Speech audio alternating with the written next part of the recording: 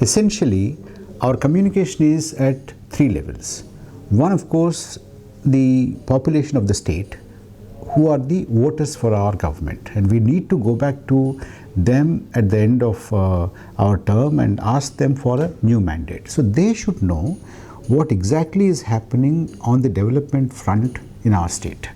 What kind of investments are coming in, what kind of job opportunities we are creating, what kind of technologies we are using, how are we able to increase the productivity in agriculture, in industry, in service sector, what kind of tourism initiatives that we are taking, and what kind of investment flows that we are attracting, and what kind of welfare measures we are undertaking, and what kind of projects that we have initiated, and what are the various irrigation projects that are in progress, what kind of a progress we have achieved in this. This has to be very elaborately communicated to the local population. In fact, the local media, both print as well as the electronic media, is very hungry for this kind of information. This is one aspect. And then the developments that are taking place in Andhra Pradesh will have to be communicated to the national media. People in the other states, the investors in other states, the policy makers in other states, the opinion makers in the national capital, they should also know the outlines of what is happening in Andhra Pradesh.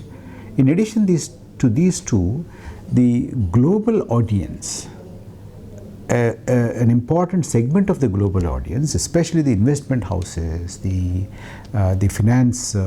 financial institutions, they also would like to know what is happening in Andhra Pradesh. But you see, the kind of elaboration that is required for the national media is very different from the kind of elaboration that is required for the national media. And of course, the global media has its own priorities. But we need to find some place for our news and the developments in our state, the analysis of what is happening here in both the national as well as the global media, in addition to the local media. Local media needs it very elaborately.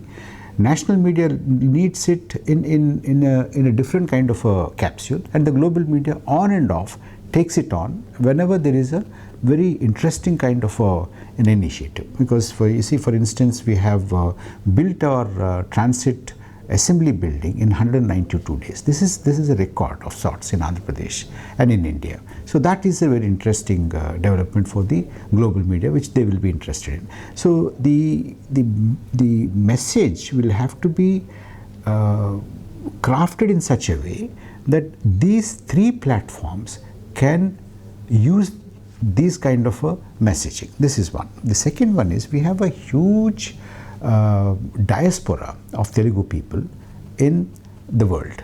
So they are also very keen to know what is happening, and they should know it from their media, through their media, and of course the kind of messaging that we put out. So we'll have to satisfy the Telugu diaspora, we have to satisfy the global media and the global readers, investors, and then the national as well as the local.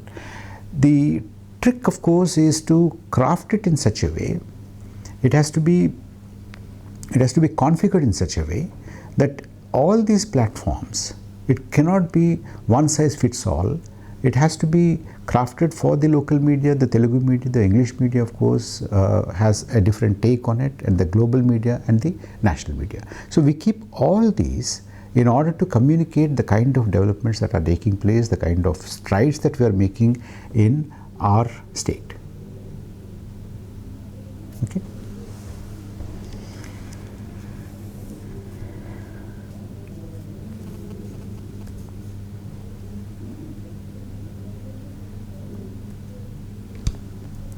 Our job is made very easy because we very faithfully and honestly report what is happening in our state.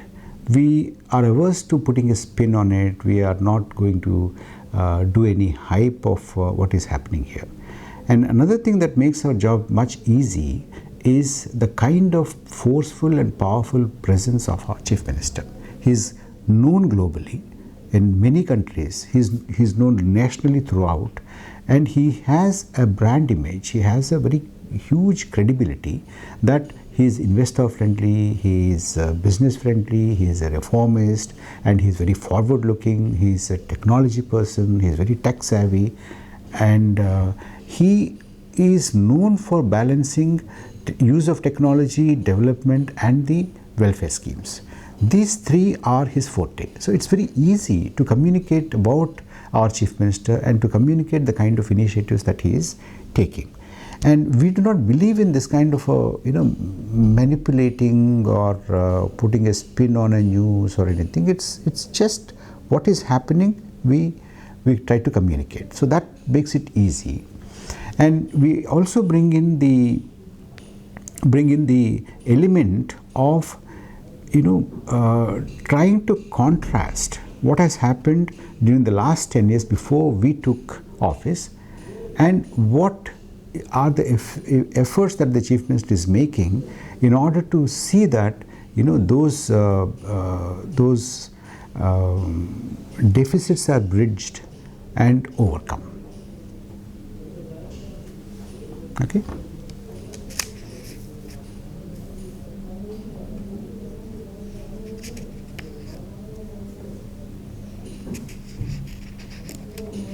Okay. This is a new state. It was divided from a larger state, and this state is divided in the most arbitrary manner, most injudicious manner, and very unscientifically the division was done. As a result, the new state of Andhra Pradesh has started with a huge handicap. We have no capital. We ended up with about 16,000 crore revenue deficit. We do not have institutions, we don't have hospitals, we don't have R&D centers. Everything we left and came as though we would accept the name. In every other aspect, our state is a new state. We have huge challenges. We have to build a new capital, we have to build infrastructure. A united Andhra Pradesh used to be predominantly industrial state. Now we are predominantly an agrarian state. We have to do the transition from being an agrarian state to the industrial state. So these are our challenges. But then we are undaunted by these challenges. What we thought is, the kind of challenges that we have, but when we look at the kind of resources that we have, the kind of advantages that we have a huge coastline. This is the longest coastline on the eastern seaboard of India. We have ample water, we have ample land, we have surplus power. Although we started when we became a new state, we started with 22.5 million units of power deficit, but today we are a power surplus state. We have good natural resources. We have 2 perennial rivers, we have 2 big deltas, and then we have first class human resources. Our entrepreneurs are first class.